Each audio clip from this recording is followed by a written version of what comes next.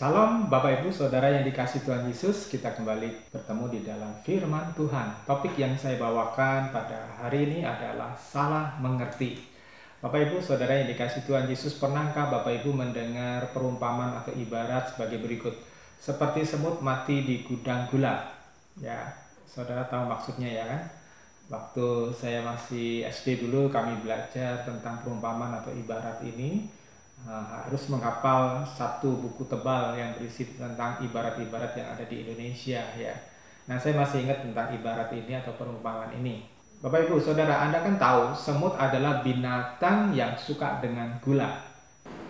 Pengertiannya adalah orang yang bernasib sial ya, dia mengalami kerugian atau kecelakaan atau kemunduran ya. Padahal di sekitarnya ada kesempatan untuk dia bisa meraih sukses, untuk meraih keberuntungan, karena ada sumber daya yang sebetulnya bisa menolong dia. Misalnya dia sebetulnya mengenal seorang yang baik hati, dermawan, seorang yang kaya, begitu. Tetapi karena dia mungkin sungkan, karena dia nggak tahu bagaimana membuat proposal, atau karena dia nggak tahu bagaimana mendekati orang tersebut, akhirnya dia mengalami kesusahan sendiri. Jadi dia nggak tahu bagaimana memanfaatkan sumber daya atau kesempatan-kesempatan yang baik itu. Ya, tetapi saya juga mempunyai sebuah pengertian yang lainnya, katakan itu sebagai pengertian sekunder ya dari perumpamaan tadi ya, yaitu bahwa si semut tadi mati karena kebanyakan gula, karena kerakusannya mau melahap semua gula yang ada di gudang tersebut. Dia pikir ini kesempatan untuk mengambil semua gula yang ada di gudang ini, mungkin besok nggak ada lagi, nggak punya kesempatan lagi, jadi tak lahap semuanya lah gitu. Nah, akhirnya semut itu mati karena kerakusannya. Nah saudara, ini menggambarkan banyak orang yang karena kerakusannya, karena ketamakannya, akhirnya mereka jatuh di dalam kesulitan-kesulitan. Orang yang sudah diberi jabatan tetapi karena keserakahannya dia korupsi, dia menyelundup, ya, dia mau menguasai semuanya, akhirnya dia masuk penjara karena ketangkap KPK. Jadi baik pengertian umum dan pengertian sekunder tadi ya saya pakai untuk mengangkat masalah yang dihadapi oleh banyak orang Kristen. Ya, banyak orang Kristen itu nggak tahu bagaimana memanfaatkan berkat Tuhan. Nah, dalam hal ini saya mau membawa saudara untuk mengurai istilah grace. Ya, kita sering mendengar istilah grace atau anugerah atau kasih karunia yang sering diajarkan dan diucapkan oleh pendeta atau pengkhotbah.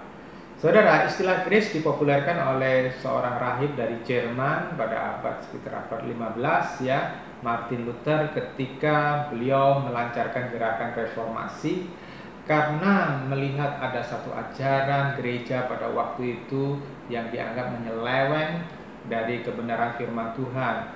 Pada waktu itu gereja mengeluarkan sebuah doktrin, sebuah ajaran bahwa orang bisa dikeluarkan dari neraka, dari api, kalau dia bisa membayar surat penebusan dosa atau yang dikenal sebagai indulgensi.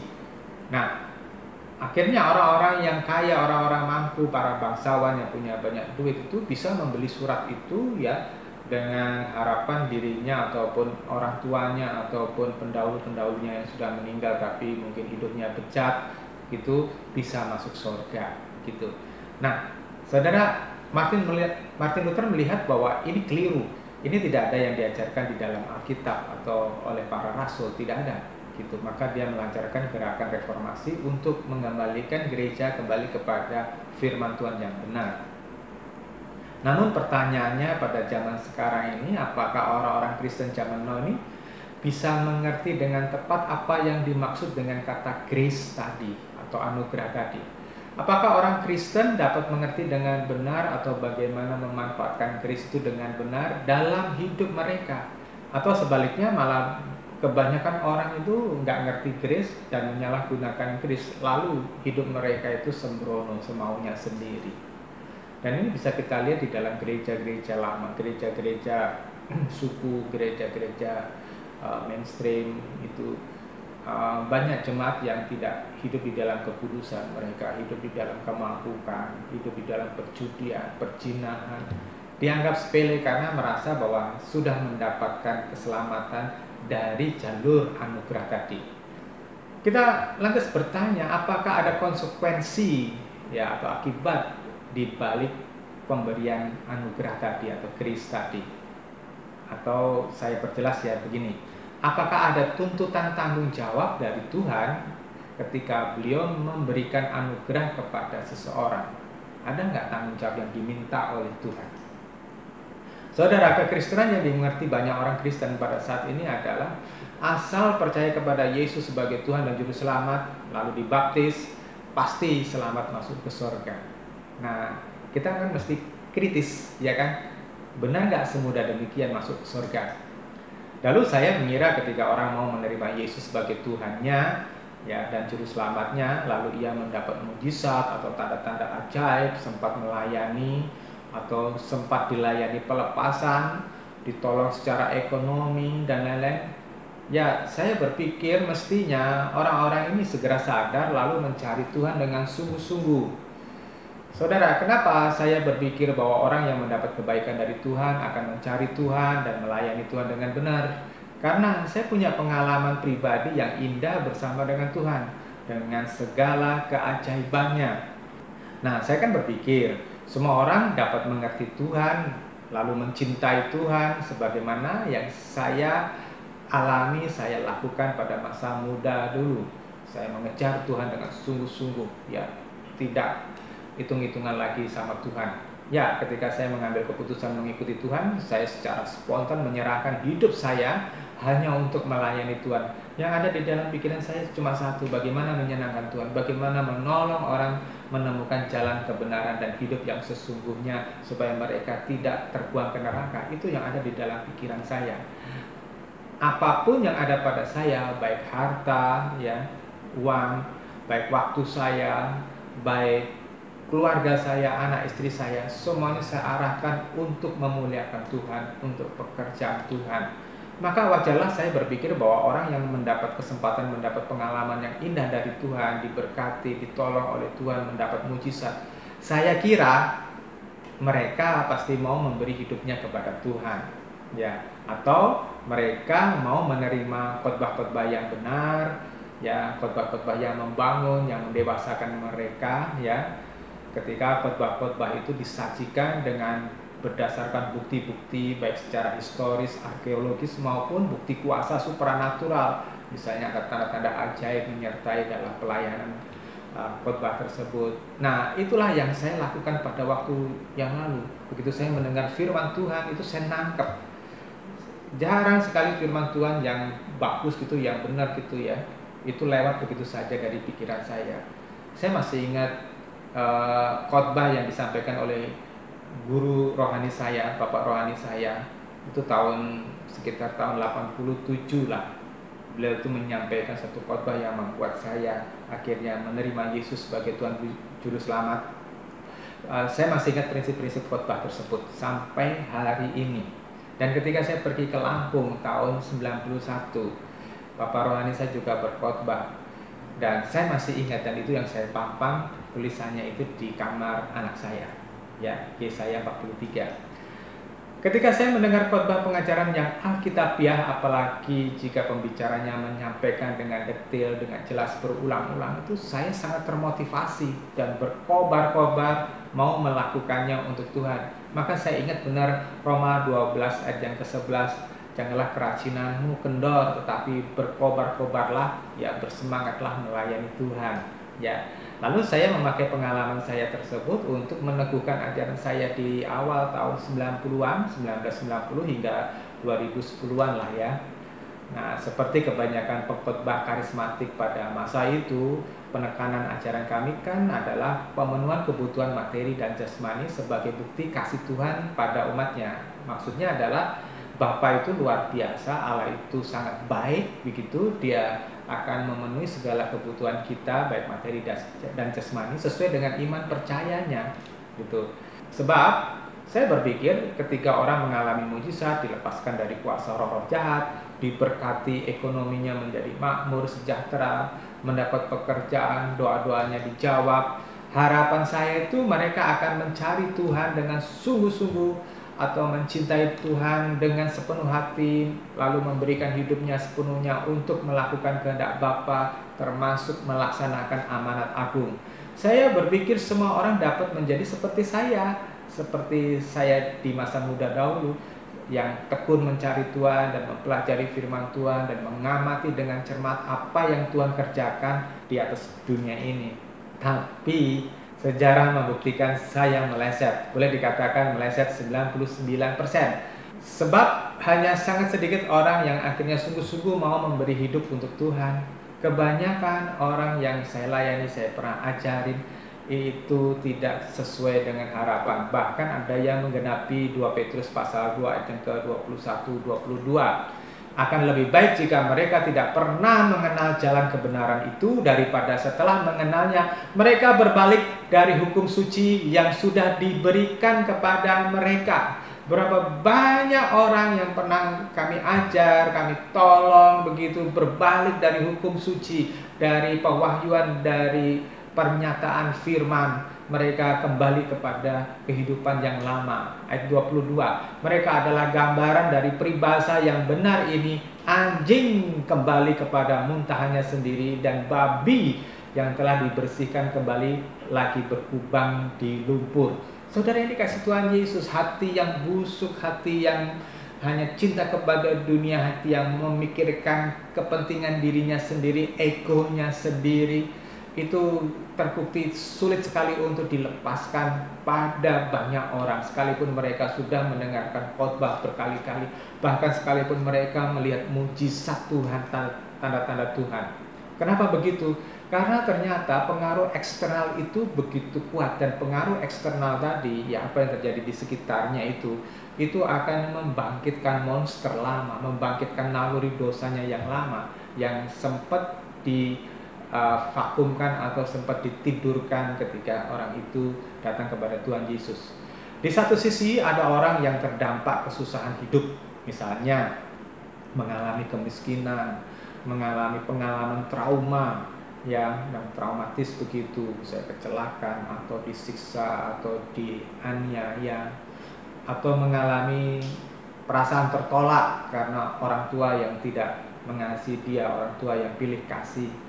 Nah, lantas orang-orang ini akan mengabaikan hal-hal yang berhubungan dengan Tuhan. Terus kemudian yang lainnya, di sisi lainnya itu ketika seorang sudah menjadi kaya, sukses, makmur, punya jabatan tinggi, dan apapun yang didoakannya itu berhasil, ya, mereka pun juga sulit memikirkan hal-hal yang berhubungan dengan Tuhan, karena waktunya habis, perhatiannya habis untuk mengejar dan menambah-nambah lagi kesuksesan, menambah-nambah lagi harta, menambah-nambah lagi kemakmurannya begitu. Karena kebanyakan orang itu terfokus pada dirinya sendiri, terfokus kepada apa yang ia bisa nikmati waktu hidup ini, termasuk harga dirinya, ya, dan keinginan mata.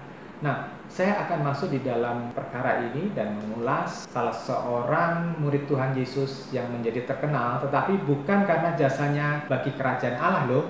Ya, sebaliknya orang itu terkenal karena salah langkahnya. Dia mengambil sebuah keputusan yang fatal dalam hidupnya dan dia menjadi seorang pengkhianat. Nah, saudara pasti mengenal siapa Yudas Iskariot. Yudas adalah salah satu contoh korban ambisinya sendiri.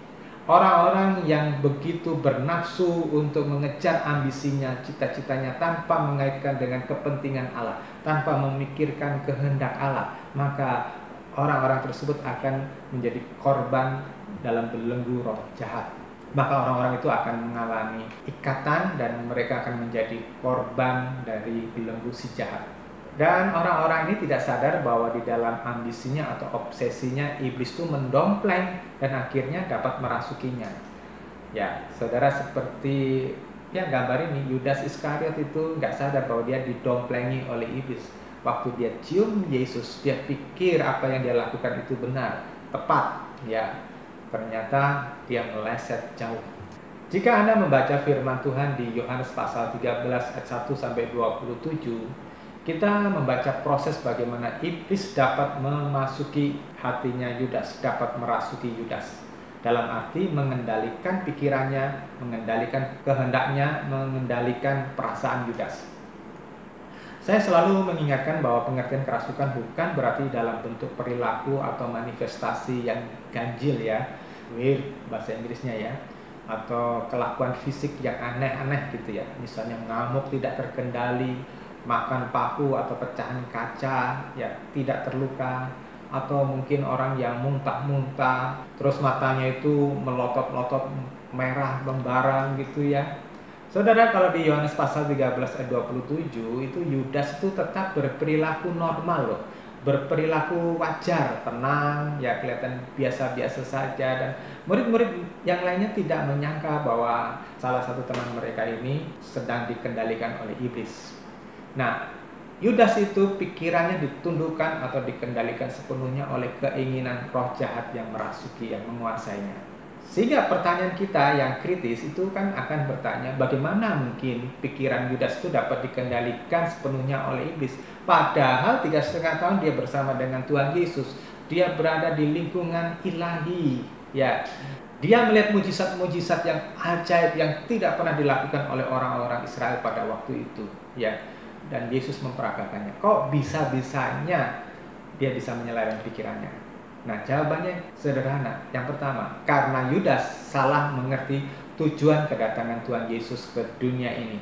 Dia berpikir bahwa Yesus akan datang menjadi seperti kaisar Roma, ya, atau paling tidak seperti Raja Daud lah, bisa mengalahkan musuhnya dengan kekuatan pedang, dengan kekuatan jasmani begitu, dan memerintah secara otoriter, ya. Sehingga dia berpikir dia bisa memanfaatkan Tuhan Yesus minimum menjadi bendahara kerajaan Israel lah begitu.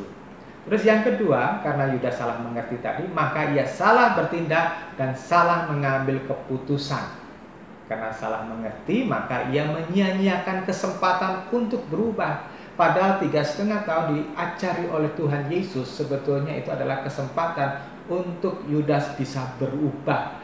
Berubah menjadi seperti yang diingini oleh Bapa Surgawi. Karena ajaran Tuhan Yesus itu dari awal sampai akhir, yang saya lihat itu cuma satu hal, yaitu perubahan pribadi, karakter, pola berpikir orang, sehingga orang itu berkenan kepada Allah.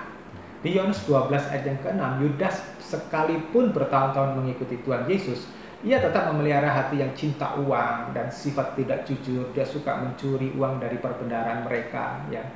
Harusnya ia kan harus memutuskan meninggalkan naluri dosanya tadi atau kebiasaan dosanya tadi kan, tetapi ia malah memeliharanya, bahkan malah membangun ambisi yang salah, ya, ingin cepat menjadi kaya, ingin cepat berkuasa dengan memanfaatkan Tuhan Yesus. Nah, di dalam Yohanes pasal 18 dikatakan setelah Yesus mengatakan hal-hal ini, ia pergi bersama murid-muridnya ke seberang sungai Kidron, tempat terdapatnya sebuah taman, dan Yesus masuk ke dalamnya bersama murid-muridnya. Yudas, salah seorang murid yang mengkhianati Yesus, juga mengetahui taman itu karena Yesus sering berkumpul bersama dengan murid-muridnya di sana. Ayat 3, Yudas setelah menerima sejumlah pasukan dan hamba-hamba dari imam-imam kepala dan orang-orang Farisi, datang ke taman itu dengan membawa lentera, obor, dan senjata. Yesus yang mengetahui semua hal yang akan terjadi padanya maju ke depan dan bertanya kepada mereka, "Siapakah yang kamu cari?" Saudara yang dikasih Tuhan Yesus, di ayat 3 tadi dikatakan bahwa Yudas bersama dengan sepasukan tentara. Dalam bahasa Yunaninya speira. Dan jumlah dari istilah speira ini adalah 1/10 dari jumlah satu legiun Romawi. Satu legiun Romawi itu adalah sekitar 6.000 orang. Maka 1/10-nya berarti 600 tentara. Berarti rombongan Yudas Iskariot dan para imam dan ahli-ahli Taurat itu cukup besar, ya, lebih daripada 600 orang. Mengapa orang-orang Farisi perlu membawa pasukan tentara yang cukup banyak tadi untuk menangkap Tuhan Yesus? Itu karena mereka tahu bahwa Tuhan Yesus itu tidak boleh diremehkan, kuasanya luar biasa. Jadi mereka berjaga-jaga. Kalau 1-2 orang, Tuhan Yesus mungkin bisa ngeplak begitu aja langsung mereka roboh. Jadi mereka berpikir, dengan 600 orang cukuplah untuk bisa menaklukkan Tuhan Yesus.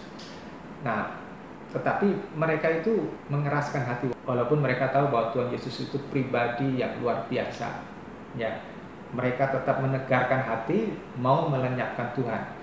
Kenapa? Karena mereka salah mengerti tujuan kedatangan Tuhan Yesus. Mereka juga tidak mau terusik kebiasaan dosanya. Mereka tidak mau terusik zona nyamannya, ya.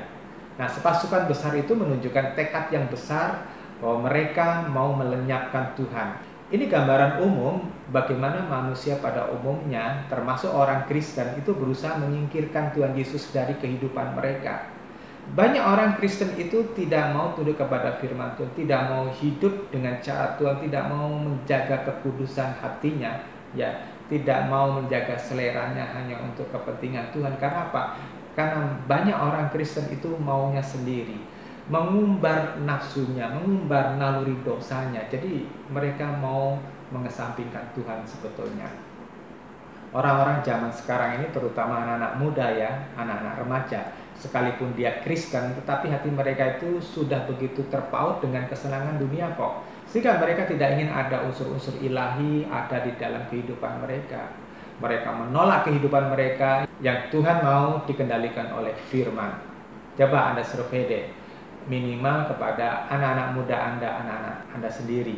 Lebih banyak mana waktu yang mereka pakai untuk main game, chatting dengan pacar atau teman-temannya melalui medsos, atau nonton TV dibanding dengan membaca Alkitab atau mendengar khotbah. Nah, selanjutnya di Yohanes pasal 18 ayat 5, mereka menjawab, Yesus dari Nazaret. Yesus berkata kepada mereka, akulah Yesus. Dan juga Yudas yang mengkhianati dia berdiri bersama mereka. Saudara-saudara yang dikasihi Tuhan Yesus, ketika orang-orang Kristen sekalipun ia pernah mengalami mujizat dan tanda-tanda ajaib, tetapi ia tidak mengisi hati pikirannya dengan kebenaran, dengan firman Tuhan yang tepat, maka cepat atau lambat ia akan mengkhianati Tuhan seperti Yudas Iskariot. Anda yang tidak mau berkomitmen penuh dengan Tuhan, mungkin sih Anda tidak akan sedrastis bertindak seperti Yudas, ya. Tetapi apapun tindakan Anda yang tidak memuliakan Tuhan, itu nilainya tetap sama saja dengan pengkhianatan, seperti yang dilakukan oleh Yudas. Ketika Anda telah bertahun-tahun mendengarkan khotbah, ya, dan ke gereja dengan rajin mengikuti komsel tanpa absen, ya, bahkan mungkin saudara menjadi penyumbang gereja yang cukup besar. Lalu Anda mengambil kelas-kelas pemuritan, ya, kursus-kursus Alkitab, baik yang gratis sampai yang berbayar. Tetapi Anda tidak melakukan firman Tuhan dengan sungguh-sungguh, atau cuma separuh-separuh, atau pilih-pilih mana yang menyenangkan hati Anda. Dan ketika saudara mendengar khotbah, ya, dan khotbah yang dibagikan itu benar dan ditujukan oleh Tuhan untuk mengubah hati Anda, tetapi Anda mengabaikan, Anda bahkan tetap menikmati ego Anda, ya, kesenangan hati Anda yang tercemar dengan dosa, Anda tetap mengeraskan hati Anda, maka Anda tidak beda dengan Yudas Iskariot kok. Dan Anda adalah seorang pengkhianat. Ketika Anda tidak mau keluar dari zona nyaman Anda tidak mau berbagi waktu Anda untuk mengerjakan tugas Anda yang diberikan oleh Tuhan, Anda tidak mau melepaskan harta Anda untuk kepentingan Tuhan, Anda pegang erat-erat karena Anda begitu pelitnya, maka Anda sudah berkhianat pada Tuhan. Kenapa? Karena harta Anda, hidup Anda itu sebetulnya milik Tuhan, dititipkan kepada Anda, tapi Anda mau menikmatinya sendiri, kan? Ketika Anda seorang Kristen hidup di dalam percabulan, kemabukan, pesta pora, dan segala kebejatan, bahkan Anda membiasakan diri menyimpan kepahitan, kemarahan, kesombongan, ya, suka pamer gitu, suka unjuk diri, bahkan kekerasan hati yang tidak mau ditegur, sebetulnya saya kasih tahu ya, Anda sudah masuk di area pengkhianatan. Saudara, jika hari ini saudara masih hidup, masih bernafas dengan normal, saya kasih tahu, hidup ini adalah kesempatan. Sebuah kesempatan yang besar untuk mengubah hidup kita masing-masing supaya bisa match atau pas atau cocok dengan yang dikehendaki oleh Bapa Surgawi. Tuhan mengundang kita menjadi muridnya untuk memberi kesempatan berubah menjadi seperti yang dikehendaki oleh Bapa. Jadi anugerah atau grace itu adalah kesempatan untuk kita bisa berubah menjadi seperti Kristus. Karena di dalam grace itu Tuhan memberikan Roh Kudus bersemayam dalam hati kita, dalam jiwa kita untuk memperbaiki sedikit demi sedikit, ya, satu demi satu karakter kita, cita rasa kita, pola berpikir kita diperbaiki, dipulihkan, dan akhirnya disempurnakan. Bapak Ibu, saya ulangi bahwa hidup adalah kesempatan. Kesempatan untuk berubah menjadi sesuai dengan apa yang dikehendaki Tuhan, bukan apa yang dikehendaki oleh hati kita manusia. Sebab hidup di bumi ini adalah waktu pembenahan karakter, pembenahan cita rasa atau selera, pembenahan pola berpikir, termasuk pembenahan hati kita, perasaan kita. Kehidupan setelah mati tidak boleh dijadikan sebagai spekulasi atau tempat bertaruh. Maksudnya begini, udahlah nanti kita pikirkan nanti ajalah tentang surga atau neraka, wong kita belum melihat kenyataannya kok. Ya nanti aja kita pikirin. Saudara, kita nggak bisa kayak begitu. Kita harus mulai mempertimbangkan adanya surga dan adanya neraka pada saat ini. Karena begitu saudara mati dan saudara melihat kenyataan bahwa di sana ada surga, ada kehidupan kekal, dan juga ada penghakiman dan ada pembuangan yang kekal, yaitu neraka, maka kita nggak bisa kembali lagi, nggak bisa memperbaiki diri kita. Malangnya banyak orang tidak peduli ada kehidupan setelah mati ini. Ya, mereka tidak mau tahu bahwa mereka juga akan mati. Saudara, umur kita itu nggak panjang sebetulnya, 70 tahun itu sebetulnya sangat sedikit. Mereka tidak peduli ada neraka, ya. Dan bagi mereka surga atau neraka itu dongeng, saudara. Ya, orang yang menyepelekan kekekalan dan berpikir nanti sajalah mikirnya gitu ya. Sebetulnya pikiran mereka itu dalam cengkraman iblis sama seperti Yudas Iskariot supaya mereka tidak bersiap-siap. Iblis dibiarkan memiliki pondasi dalam jiwa seseorang yang tidak mau menyerahkan diri kepada Tuhan. Sebab dalam diri setiap kita itu kan memiliki naluri dosa yang mendorong setiap orang memberontak terhadap tatanannya Tuhan. Ya, kecenderungan tiap kita itu adalah hidup semaunya sendiri dengan dasar ego, ya, kepentingan diri sendiri, ya, mementingkan diri sendiri. Ya, memang jika seseorang itu tidak mau melakukan tatanannya Tuhan itu tidak lantas menjadi biadab sih, ya. Dan kalau orang itu tidak menjadi biadab itu bukan karena dirinya telah mencapai level yang dikehendaki Allah. Ada orang-orang yang tidak mengenal kebenaran pun masih hidup sopan, masih hidup teratur, masih taat pada aturan umum, ya, tidak melanggar hukum gitu. Ya, orang yang dengan naluri dosa belum tentu berlaku menjadi biadab, belum tentu menjadi psikopat atau pembunuh berantai, ya, atau yang hidupnya sangat najis, ya, seperti hidup dengan perzinahan, kemabukan. Orang tersebut itu bisa jadi tidak serakah, ya, dan tidak berbuat kejam atau merampok orang gitu ya.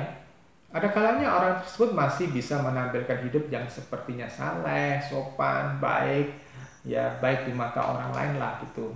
Contoh ketika para politikus Amerika Serikat dan Eropa Barat itu menghapus doa pagi dan pembacaan Alkitab di sekolah-sekolah negeri di negara mereka, mereka adalah orang-orang yang terhormat, tetapi mereka tanpa sadar itu dipakai oleh iblis untuk menghancurkan iman dan integritas Kristiani pada anak-anak muda di sana. Hasilnya kita tahu sekarang, orang-orang muda di sana mereka itu rusak moralnya. Ya, bagi kita kehidupan mereka itu terlalu bebas dan kacau. Maka mereka tidak bisa membedakan mana perkawinan yang benar, mana perkawinan yang salah. Yang mereka tidak mempertimbangkan bahwa perkawinan sejenis itu sesuatu yang keliru, itu sesuatu yang salah, dan mereka bisa melawannya karena dianggap sebagai hak manusia begitu. Mereka tidak pernah melihat bahwa kemabukan, pesta pora, perzinahan itu sesuatu yang keliru, sesuatu yang salah, sesuatu yang najis, karena bagi mereka itu hak mereka gitu ya. Hasilnya kita tahu sekarang mereka itu rusak moralnya, dan anak-anak muda meninggalkan iman Kristianinya, gereja-gereja kosong, ya. Mereka beralih kepada ateisme, yaitu tidak percaya adanya Tuhan, dan atau bahkan ke agama-agama dunia yang lainnya.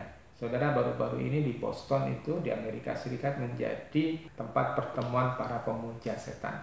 Dan itu tidak pernah dikenal oleh orang-orang Eropa, orang-orang Amerika di tahun-tahun sebelumnya. Karena apa? Mereka sudah meninggalkan Tuhan yang benar. Sama halnya para pendeta atau guru-guru Kristen yang tidak mau mengajarkan amanat agung dan panggilan dari Tuhan. Mereka di mata masyarakat itu adalah orang-orang yang baik, tetapi mereka mengkebiri umat Tuhan. Ya, suatu hari kelak mereka akan menghadapi pengadilan Allah yang menakutkan karena mereka bertanggung jawab atas kelumpuhan rohani umat yang mereka didik. Ya, mari kita lihat pengakuan yang jujur dari Rasul Paulus tentang dirinya sendiri. Ya, ada orang berkata bahwa pengakuan Paulus di Roma pasal 7 adalah cerita pengalaman masa lalu sebelum ia bertobat. Sebaliknya, saya tidak melihat itu sebagai kisah masa lalu, karena tenses kalimat yang dipakai oleh Paulus, ya, bahasa mereka, ya bahasa di sana itu mengenal adanya tenses atau penggunaan kalimat berdasarkan waktu. Kalau di Indonesia kan hanya mengenal satu waktu saja, bentuknya sama, waktu dulu, waktu sekarang, akan datang bentuknya sama. Kalau bahasa-bahasa di Barat itu ada perbedaan, ya, kata kerja yang digunakan pada masa lalu dengan pada masa sekarang itu berbeda. Berarti di masa ia sedang menulis suratnya untuk jemaat Roma tersebut, ya, itu Paulus mengutarakan apa yang sedang dia alami. Ya, Roma pasal 7. Sebab aku tidak melakukan perbuatan baik yang ku kehendaki, tetapi aku melakukan hal yang jahat yang tidak ku kehendaki. Jadi, jika aku melakukan hal yang tidak ku kehendaki, itu bukan lagi aku yang melakukannya, tetapi dosa yang hidup di dalam aku. Mari kita lihat pengakuan Paulus tentang naluri dosa yang ada pada dirinya. Anda harus memperhatikan benar-benar, saudara. Selanjutnya ayat 21. Jadi aku menemukan hukum ini, yaitu ketika aku mau melakukan hal yang baik, kejahatan juga ada bersamaku. Jadi ada naluri jahat, naluri dosa. Ya mungkin tidak seperti pendosa yang membunuh atau memperkosa orang seperti psikopat gitu ya. Tetapi ada satu hal yang najis, ada sesuatu yang tidak berkenan kepada Allah yang masih hidup di dalam diri Paulus. Mungkin saja ada kesombongan, mungkin saja ada emosi yang mudah meledak gitu ya. Mungkin saja ada keinginan untuk berkata kasar pada orang-orang yang menjengkelkan begitu. Nah, ayat 22. Sebab aku suka akan hukum Allah di dalam batinku. 23, tetapi aku melihat hukum lain dalam anggota-anggota tubuhku yang berjuang melawan hukum akal budiku dan menawanku ke dalam hukum dosa yang ada di dalam anggota-anggota tubuhku. Sebagai laki-laki bisa saja Paulus itu melihat wanita-wanita cantik, wanita-wanita yang pakaiannya minim-minim dan bisa saja dia terangsang birahinya. Ya, Roma pasal 7 itu menegaskan bahwa Paulus benar-benar harus berjuang mengalahkan naluri dosa yang ada di dalamnya. Bisa jadi itu adalah sifat yang mudah marahnya, kurang sabarnya, dan sebagainya. Demikian pula kita, termasuk saya ya. Bahkan baptisan yang kita terima, baik baptisan air atau Anda sebut sebagai baptisan roh dengan tanda-tanda karunia roh misalnya ya, itu tidak akan mencabut atau memusnahkan naluri dosa dari jiwa Anda. Sedangkan Tuhan memberikan kehendak bebas atau dalam bahasa Latinnya liberium arbitrium, yaitu kehendak untuk memutuskan pilihannya sendiri tanpa intervensi, tanpa paksaan dari Tuhan. Malangnya karena pikiran tiap orang sudah tercemari oleh dosa, maka kecenderungan kita adalah cenderung memilih yang berlawanan dengan kehendak Allah. Nah, yang Anda harus perhatikan adalah tidak seorang pun dapat kembali ke dunia, ya. Tidak seorang pun dapat hidup kembali ke dunia setelah mati, ya, ketika kesempatan sudah berlalu, ya, ketika masa kontrak kita di bumi ini sudah habis, ya. Termasuk jika seorang berlambat-lambat berubah dengan berpikir ia masih bisa berubah ketika sudah tua nanti. Pengalaman saya, orang seperti ini tetap akan merepotkan Tuhan di masa tuanya dan tetap menjadi batu sandungan karena hidupnya masih dengan berkelipangan kedagingan, ya. Ketika seorang muda menolak untuk berubah, menolak untuk menata karakternya, cita rasanya dan pola berpikirnya, menolak dipimpin oleh Roh Kudus, ia akan semakin sulit berubah ketika ia menjadi tua nanti, ya. Sekarang saya ingin menegaskan tujuan Tuhan mengajarkan tatanan yang berlaku atas orang-orang yang dipilih itu untuk dipersiapkan masuk ke dalam kemuliaan yang akan datang. Sebab harus disadari bahwa grace atau anugerah bukan berarti begitu percaya kepada Tuhan lantas bisa masuk surga dan dapat duduk di sebelah kanan Allah Bapa. Ya, grace diberikan kepada orang yang terpilih yang sempat mendengar Injil untuk bisa mengalami penyempurnaan, yaitu disempurnakan oleh firman Allah dengan cara yang benar. Ya. Jadi apa yang harus Anda capai? Anda harus berupaya melepaskan kepemilikan lama, yakni naluri dosa. Naluri dosa Anda yang mengotori jiwa selama ini kan. Di dalam Lukas pasal 14 ayat 33. Begitu juga dengan kamu masing-masing, tidak ada seorang pun di antaramu yang dapat menjadi muridku. Garis bawahi, tidak seorang pun di antaramu yang dapat menjadi muridku jika ia tidak menyerahkan seluruh kepunyaannya, kepemilikannya. Kepemilikan lama itu bisa saja adalah apa yang Anda sukai di dunia ini. Kepemilikan lama itu bisa dalam bentuk jerat yang sulit dilepaskan, misalnya cinta akan harta, ya. Banyak orang rela meninggalkan Tuhan demi dapat pekerjaan atau gaji yang besar. Juga bisa berbentuk wanita cantik atau pria yang ganteng, pria yang kaya, di mana Anda bisa jatuh cinta berat kepada mereka dan Anda bisa meninggalkan kebenaran demi si dia. Ya. Kepemilikan lama juga dalam bentuk karakter yang buruk seperti mudah bertengkar, suka pamer, atau sifat sombong, sifat keras kepala, suka menghakimi, cinta akan uang, dan juga termasuk ketidakpedulian terhadap hal-hal yang berhubungan dengan Allah.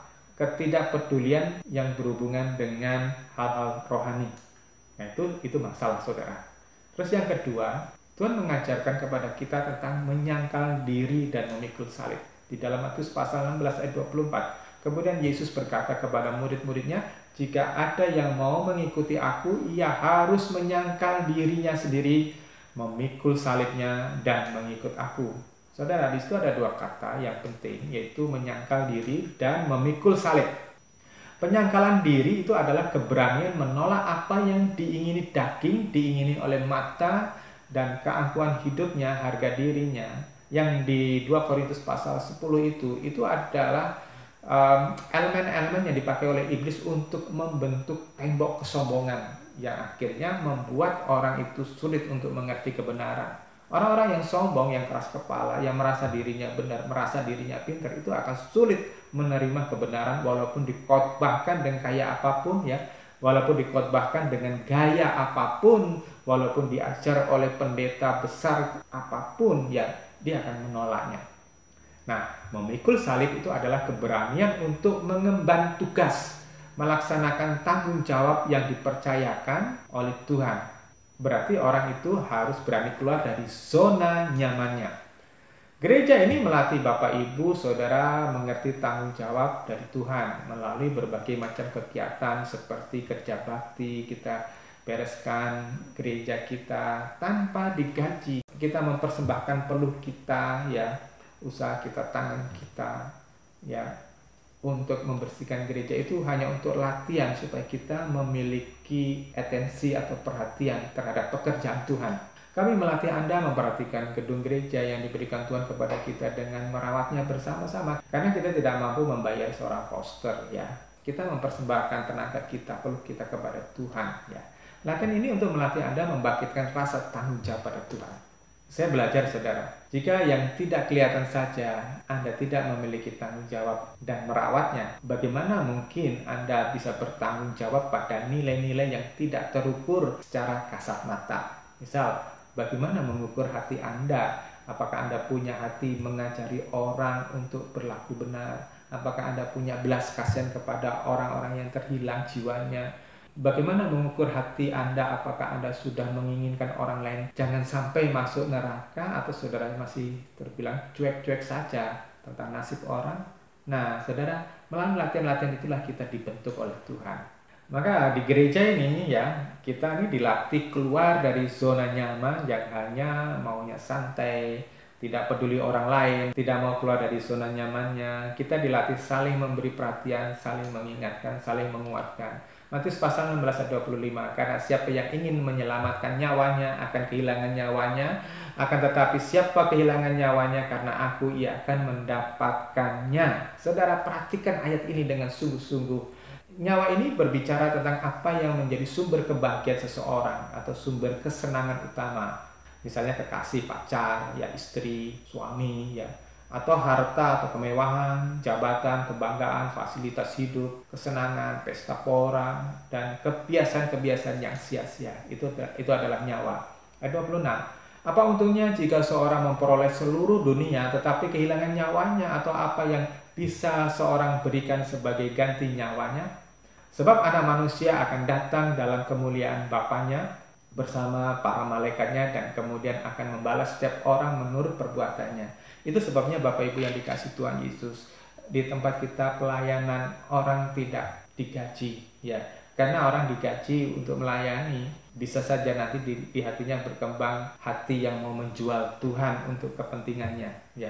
Di tempat ini kita memberi kesempatan kepada orang melayani bukan berdasarkan dari suaranya yang bagus atau penampilannya yang hebat, yang cantik gitu ya. Tetapi orang-orang yang sudah teruji setia kepada Tuhan, orang-orang yang sudah teruji menghormati Tuhan, bukan karena orang itu kelihatannya wah datang bergabung di tempat kita terus kita sodori untuk pelayanan. Enggak, saudara. Orang-orang harus teruji memiliki kesetiaan kepada Tuhan. Istri saya begitu giat mengumpulkan anak-anak muda lalu memuridkan mereka, padahal mereka bukan anak-anak kandungnya, tetapi istri saya mengabsen mereka apakah sudah membaca Alkitab atau belum, ya, mengajari mereka. Kita punya Mbak Iin yang begitu giat mengajari anak-anak kecil, melatih mereka dalam menara doa anak, ya, supaya mereka terlatih berdoa sejak dini, ya, dan punya empati pada orang lain. Saudara, orang-orang ini, ya, mereka memperhatikan anak-anak orang lain, belum tentu orang tuanya itu cukup care atau cukup perhatian terhadap perkembangan rohani anak-anaknya sendiri. Baik istri saya, baik Mbak Ini itu tahu bahwa dunia ini sekarang ini sangat kuat menarik anak-anak muda itu menjauh dari Tuhan yang benar. Sekolah Alkitab atau sekolah teologi tidak lantas membuat orang itu mengerti kehendak Allah, juga belum tentu bisa mengubah karakter, ya.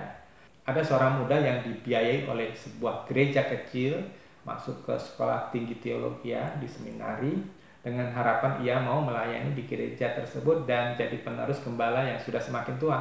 Awalnya dia seorang muda yang baik, ya, tetapi begitu ia lulus, ia terus berhubungan dengan rekan-rekan sealma maternya yang masuk ke gereja-gereja yang dianggap sebagai gereja yang sukses, ya. Teman-temannya memamerkan dirinya, mereka mendapat gaji yang besar, ya, mereka mendapat fasilitas. Lalu ia berpikir bahwa gereja yang menyekolahkan dirinya itu tidak memberi gaji yang besar. Ya, dia pikir kalau dia sampai tua di sini dia akan mati miskin, ya. Karena jemaatnya bukan jemaat kaya. Lalu ketika ia ditawari pelayanan di tempat lain yang menjanjikan harga yang lebih tinggi, ia dengan tega hati meninggalkan gerejanya dan pamitan. Padahal ia bisa sekolah, ya, dari persembahan orang-orang yang tulus mempersembahkan uangnya kepada Tuhan walaupun mereka orang yang tidak punya. Nah, semua firman visi yang dibagikan oleh gembalanya kepada orang muda itu tidak ada lagi yang masuk dalam hatinya. Karena apa? Otaknya hanya berpikir aku cepat-cepat keluar dari tempat ini dan berkarya di tempat lain, ya. Karena ia sudah sedemikian keras hati dan bertekad untuk pergi meraih ambisi, meraih cita-citanya. Nah, saudara, kisah anak muda lulusan sebuah sekolah Alkitab tersebut itu sebetulnya tidak beda dengan Yudas Iskariot, terpenjara oleh obsesinya mau kelihatan berhasil di mata orang atau sekedar mencari penghidupan, tetapi mengabaikan panggilan Allah yang sebenarnya. Maka saya selalu mengatakan sekolah Alkitab, pendidikan teologi itu belum tentu mengubah seseorang, belum tentu mematikan monster lamanya. Anak muda itu pernah berkhotbah di gerejanya, ya, yang dulu, ya, tentang monster, tapi dia tidak sadar bahwa dirinya itu masih memelihara monster. Nah, di zaman ini tidak banyak orang yang memberi perhatian kepada perkara rohani, sebab hati banyak orang lebih tertarik kepada keindahan dunia padahal tidak kekal, ya. Lebih banyak orang lebih tertarik kepada materi daripada panggilan surgawi. Nah, saya menanamkan mari kita punya semangat untuk berubah. Roma 12 ayat 2 selalu saya tegaskan, Janganlah menjadi sama dengan dunia ini, tetapi berubahlah oleh pembaruan akal budimu, sehingga kamu dapat membedakan apa yang menjadi kehendak Allah, apa yang baik, yang berkenan kepada Allah, dan yang sempurna. Bapak Ibu Saudara yang dikasihi Tuhan Yesus, saya tertarik sekali dengan ayat yang berikut ini, ayat yang ketiga. Perhatikan Bapak Ibu Saudara. Sebab melalui anugerah yang telah diberikan kepadaku, aku berkata kepada setiap orang di antara kamu supaya jangan memikirkan hal-hal yang lebih tinggi daripada yang harus ia pikirkan, tetapi supaya berpikir jernih sesuai ukuran iman yang telah Allah berikan kepada masing-masing. Baik, kita akan membahas dulu yang ayat kedua. Ya. Setiap kita diarahkan oleh Tuhan mencapai tiap level tertentu dalam pertumbuhan rohani kita. Level yang pertama dikatakan apa yang baik. Bapak Ibu Saudara harus capai apa yang baik. Nanti kita jelaskan. Terus level yang kedua adalah apa yang berkenan kepada Allah. Dan yang terakhir adalah apa yang sempurna dalam diri kita. Pertama, yang baik. Di level ini seorang harus sudah mencapai standar umum yang diakui oleh masyarakat, ya, dan hukum negara atau hukum umum tatanan dunia, ya, sehingga ia tidak perlu mengalami pengadilan masyarakat yang membuat dirinya malu seperti hamil di luar nikah, ketahuan berselingkuh, ya. Saudara yang dikasihi Tuhan Yesus, level menjadi orang yang baik ini diperlukan untuk supaya saudara dan saya tidak menjadi batu sandungan, tidak menjadi cemoohan, ya. Orang bisa kalau kita hidup di luar norma-norma masyarakat, misalnya kita menjadi pejudi, misalnya kita tukang maling, misalnya kita suka ngomong kotor, suka berzina, misalnya kita suka berjudi, misalnya kita suka berselingkuh, saudara, ya, maka itu akan dipandang negatif, sangat jelek di dalam masyarakat, ya kan? Maka mau nggak mau supaya saudara bisa menjadi terang dan garam, mau nggak mau saudara harus sampai ke level yang baik dulu. Kalau saudara nggak bisa menjadi baik dalam pandangan masyarakat, maka saudara tidak akan bisa naik ke level yang berikutnya, yang berkenan kepada Allah, apalagi yang sempurna. Saudara harus baik dulu, saudara harus bisa punya pengendalian dulu. Saudara harus mempunyai kemampuan untuk mengendalikan diri dulu untuk masuk ke level yang berikutnya. Nah, saudara harus bisa melawan keinginan dosa, naluri dosa saudara untuk melanggar, menabrak hukum pidana misalnya, dan membuat orang terpenjara.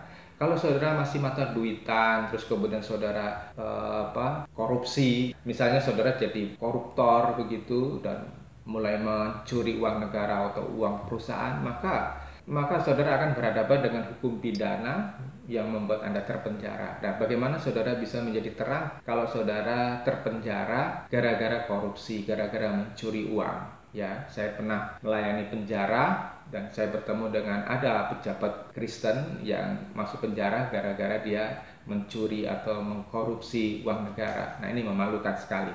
Jika Anda tidak bisa mencapai yang baik, Anda tidak mungkin masuk ke level yang berikutnya, yaitu berkenan. Kalau saudara membiarkan satu kebiasaan yang buruk, ya contohnya tadi saya katakan berkata-kata kasar, jorok, ya, dan saudara tidak mau diubah, maka orang akan merasa tidak nyaman bersama dengan saudara, bergaul dengan saudara. Mereka akan menjauh begitu. Nah, kalau sudah orang tidak bisa bergaul dengan saudara, bagaimana saudara bisa menjadi saksi Kristus, kan?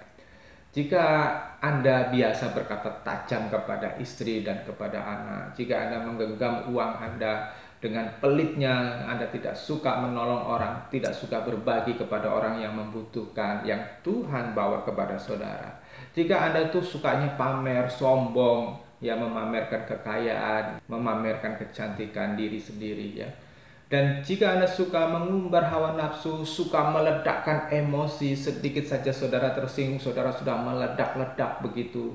Jika Anda tidak bisa mengekang diri dari keinginan untuk melakukan perzinahan, menonton tayangan-tayangan yang seronok, yang tidak sopan, ya, jika Anda tidak bisa menahan diri untuk menggunakan narkoba atau mabuk, minum minuman keras, dan semua hal yang merusak dalam diri saudara, ya, termasuk makanan-makanan yang sebetulnya tidak layak buat saudara, begitu saudara santap dengan rakus, Maka Bapak Ibu Saudara yang dikasih Tuhan Yesus, saudara nggak bisa akan masuk ke level berikutnya. Nah, di level berikutnya itu yaitu yang berkenan kepada Allah adalah segala sesuatu yang dikerjakan oleh Tuhan Yesus dan memuliakan Bapa di sorga, dan itu kita bisa lakukan. Ya, di Roma pasal 11 ayat 36 firman Tuhan katakan, sebab segala sesuatu adalah dari Dia dan oleh Dia dan kepada Dia, bagi Dialah kemuliaan sampai selama-lamanya. Amin.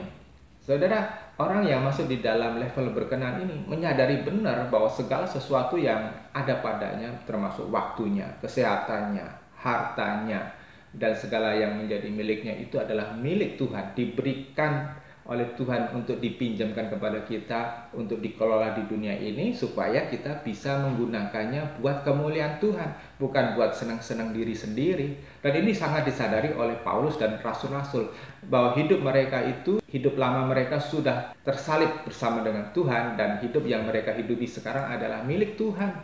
Jadi mereka menyadari mereka nggak punya hak apa-apapun.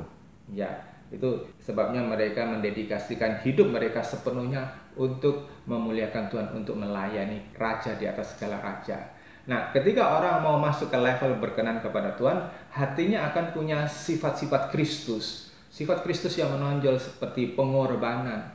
Dia dikatakan firman Tuhan di dalam Filipi pasal 2, meninggalkan kemuliaannya di surga, meninggalkan keilahiannya dia, berarti meninggalkan segala kekuatan dan kekuasaannya ya di surga. Dia tinggalkan semua, dikosongkan dirinya, bahkan dibikin dirinya amnesia, tidak ingat apa-apa, menjadi manusia ya. Itu suatu pengorbanan yang luar biasa demi karena apa? Untuk menyelamatkan saudara dan saya. Sifat Tuhan Yesus yang menonjol lainnya adalah kebaikan hati dan belas kasihan. Melihat domba-domba yang tidak tergembalakan, melihat domba-domba yang tersesat, ada belas kasihan kepada mereka, kepada kita semuanya. Itu yang mendorong beliau untuk menjelma menjadi manusia, turun ke dunia ini. Sifat yang menonjol lainnya adalah pengampunan. Berapapun dia disakiti, betapapun kejamnya manusia dan rendahnya manusia menganggap beliau, begitu ya, merendahkan beliau gitu, tetapi dari Tuhan itu selalu ada pengampunan, dan di situ menunjukkan kerendahan hati ya. Tuhan berkata, belajarlah kepadaku di dalam Matius 11 karena aku rendah hati dan lemah lembut. Ini karakter yang perlu kita teladani dari beliau. Dan Tuhan menunjukkan bahwa Tuhan menjaga dirinya, tidak menginginkan dunia sedikit pun ya. Itu Tuhan menjaga hatinya itu di dalam kesucian, di dalam kekudusan yang hanya dipersembahkan buat kepentingan Bapa di surga ya. Nah, saudara, karena Tuhan mempunyai satu kesadaran bahwa yang paling penting adalah melakukan kehendak Bapa, maka Tuhan mendorong saudara dan saya itu punya kesadaran bahwa kita ini bukan milik kita sendiri, tetapi milik Allah. Mereka orang-orang yang masuk ke level berkenan ini ya, itu sudah tahu bahwa hidupnya itu sudah dibeli oleh Allah, dimiliki oleh Allah. Sehingga orang-orang ini sadar bahwa mereka tidak berhak atas hidupnya, dan mereka tidak berhak mengelola semaunya sendiri yang hanya menuruti keinginan egonya ya. Nah, terus yang level yang ketiga yaitu level sempurna. Itu artinya mereka memiliki pikiran Kristus. Filipi pasal 2 ayat ke-5. Hendaklah kamu dalam hidupmu bersama menaruh pikiran dan perasaan yang terdapat juga di dalam Kristus Yesus. Ya, ada mindsetnya Tuhan.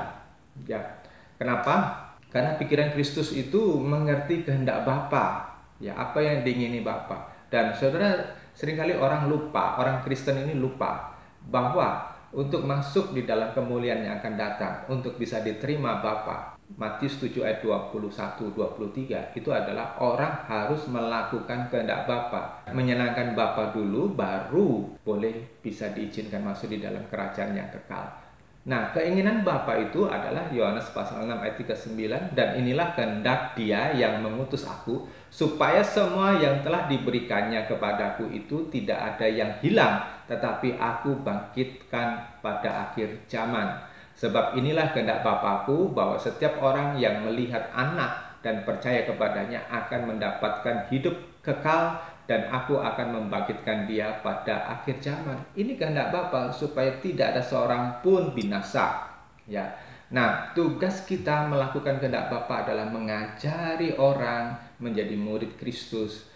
Supaya apa? Mereka mendapatkan hidup kekal. Tentu juga dimulai dengan mengajari diri kita sendiri, supaya itu kita benar di hadapan Bapa Surgawi, kan? Begitu. Karena orang kalau tidak belajar memiliki karakter Kristus, tidak belajar bagaimana cara hidup Kristus di dunia ini yang diperagakan oleh Tuhan Yesus pada 2000-an tahun yang lalu, ya saudara, maka orang tidak akan bisa berkenan kepada Allah.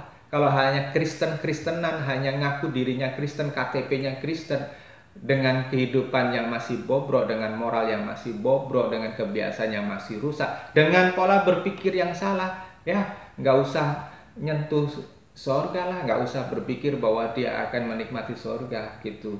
Ya Tuhan akan berkata, "Enyalah kamu, aku tidak mengenal kamu." Itu kan mengerikan, saudara.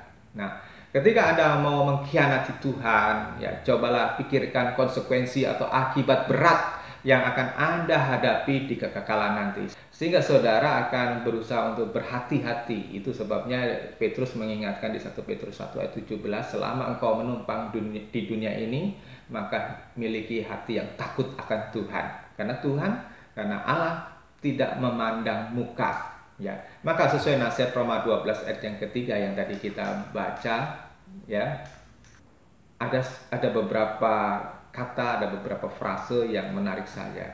Ya, yang pertama adalah jangan memikirkan hal-hal yang lebih tinggi daripada yang harus ia pikirkan. Ada batasan-batasan yang harus kita laksanakan. Ada batasan-batasan yang tidak boleh kita terobos. Ya, ada hal-hal yang harus kita kendalikan dalam diri kita. Ini maksudnya, jangan melebihi dari apa yang menjadi batasan-batasan kita. Terus yang kedua adalah kata supaya berpikir jernih sesuai ukuran iman yang Allah berikan. Ya, berpikir jernih.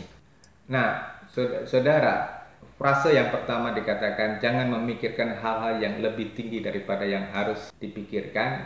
Artinya adalah, nah, orang yang masuk di dalam level ini, yang mampu untuk tidak memikirkan hal yang lebih tinggi yang sudah dibataskan oleh Tuhan, itu adalah orang-orang yang sudah lagi tidak tertarik kepada tawaran dunia, ambisi-ambisi dunia. Ya, orang-orang pada zaman dulu, raja-raja yang lalim itu mempunyai obsesi, ambisi, ya, untuk menaklukkan dunia. Kita mengenal Julius Caesar dari Roma, kita mengenal Genghis Khan dari Mongol, kita mengenal Darius dari Persia, kita mengenal Firaun dari Mesir, kita mengenal Nebukadnezar dari Babilonia. Mereka adalah orang-orang yang memiliki ambisi duniawi yang begitu besar untuk menaklukkan dunia di bawah telapak kakinya. Nah, Tuhan mengatakan kepada kita, nggak usah hal seperti itu menjadi targetmu, menjadi ambisimu. Cukuplah engkau memiliki kerinduan untuk menyenangkan Bapa dan nanti bergabung bersama Bapa di kemuliaan yang kekal, begitu. Nah, frase yang berkata jangan memikirkan hal-hal yang lebih tinggi itu berasal dari kata hiperfroneon.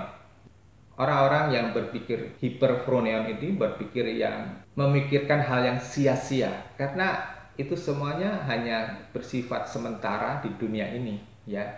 Maka dikatakan itu hal yang sia-sia, ya. Hanya mencari kesombongan, hanya mengejar kesombongan, keakuan, ya, pengakuan gitu.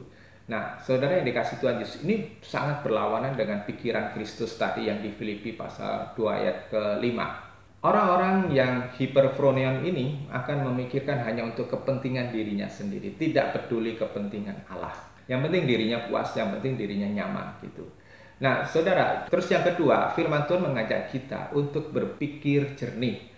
Sophronein yang mempunyai arti itu berpikir bijaksana, ya, waras pikirannya, tenang menghadapi segala sesuatunya, karena memikirkan apa yang dikehendaki Allah bukan apa yang dia inginkan. Ya, ini seperti orang yang tidak mabuk lah, pikirannya jernih begitu. Nah, bagaimana caranya bisa memiliki pikiran yang seperti itu, pikiran yang sederhana, yang jernih, yang sophronein tadi, ya. Satu-satunya jalan adalah Bapak Ibu mau berubah. Kenapa? Karena kita sudah terlalu lama menikmati kehidupan daging. belajar menyangkal diri. Ya, apa yang menjadi kesenangan dunia yang berlawanan dengan kehendak Bapa, sangkali itu, tinggalkan itu. Ya, dan saudara harus mempunyai perjuangan yang keras. Saya sendiri melakukan perjuangan yang keras untuk menyangkali hal-hal yang saya tahu bahwa itu tidak berkenan kepada Tuhan. Karakter-karakter yang tidak berkenan kepada Tuhan itu saya lawan. Saya berjuang sungguh-sungguh supaya tidak menempel di dalam kehidupan saya, dalam karakter saya. Terus yang kedua, belajar terus sampai mengerti tanggung jawab dari Tuhan. Saudara, kalau saudara dengar khotbah gitu, jangan hanya sepintas lalu saja. Kan kebanyakan orang itu ya membaca sebuah artikel rohani atau nasihat rohani begitu, atau mendengarkan khotbah itu biasanya hanya dipegang atau diambil ujung-ujungnya saja atau kata-kata yang menarik saja, tidak mendengarkan atau tidak memperhatikan secara keseluruhan. Itu sayang sekali, saudara akan kehilangan mutiara yang berharga, kehilangan harta yang terpendam kalau saudara hanya bisa menangkap ujung-ujungnya saja. Nah, saya dorong kepada saudara belajar terus sampai kedalaman yang paling dalam dalam firman Tuhan, sehingga Anda tidak salah mengerti mengapa Anda diberi kesempatan menjadi seorang Kristen. Ya, supaya Anda mengerti apa untungnya menjadi anak Allah. Ya, nah ini yang saya bagikan kepada saudara, kiranya menjadi berkat bagi saudara. Amin.